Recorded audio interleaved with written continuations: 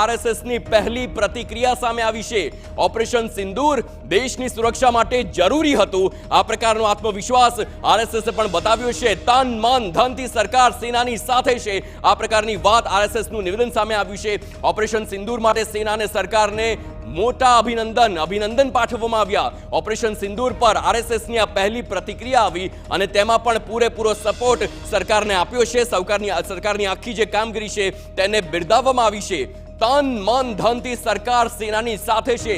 સેનાને જે કોઈ પણ સપોર્ટ સરકારનો જોઈતો હશે તો સરકાર ક્યારેય પાછીપાની નહીં કરે અને આ જે નાપાક પાકિસ્તાન છે તેને તેની જ ભાષામાં જે જવાબ આપવામાં આવ્યો છે તે કાર્યવાહી પણ યથાવત રહે, આ પ્રકારની હાલ જે સંકેતો મળી રહ્યા છે। આ તમામ દ્રશ્યો જોઈ શકો છો, જે પ્રકારે ડ્રોન દ્વારા હુમલો કરવામાં આવ્યો, પરંતુ આ તમામ જે મિસાઇલો છે તે નષ્ટ કરવામાં આવી છે અને તે મિસાઇલ તેના ડેબ્રિસ હાલ જે ભારત છે તેના અલગ અલગ ભાગમાંથી જોવા મળી રહ્યા છે।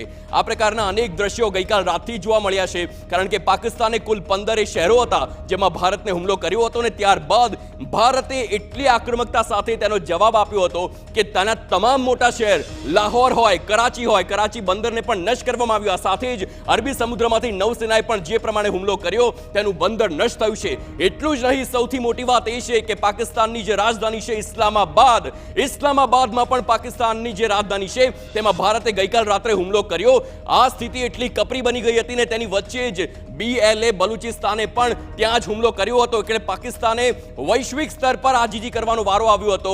ગઈકાલ રાતની ખૂબ જ ગંભીર પરિસ્થિતિ હતી, પરંતુ ભારત સક્ષમ છે અને આત્મવિશ્વાસ સાથે આ નાપાકને જવાબ આપવામાં પાછળ નથી પડ્યું, તે મોટી વાત છે।